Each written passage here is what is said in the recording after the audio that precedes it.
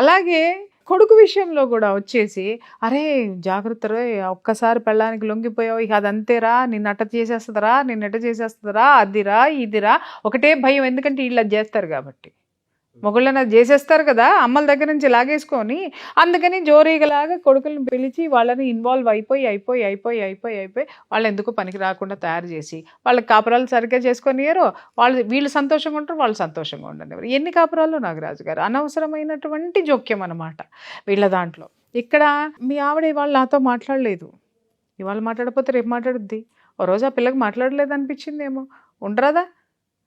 ఎందుకు మాట్లాడలేదు? అరే మీ ఆవిడ నాకు ఫోన్ చేయలే, వాడెక్కడో అమెరికాలో ఉంటాడు, ఈ అమ్మ ఎక్కడో హైదరాబాద్లో ఉండి ఉద్యోగం చేసుకుంటుంది, వాళ్ళు ఎక్కడో ఈస్ట్ గోదావరో వెస్ట్ గోదావరో కర్నూలు కడప లేకపోతే ఇంకెక్కడైనా హైదరాబాద్లోనో ఉంటారు.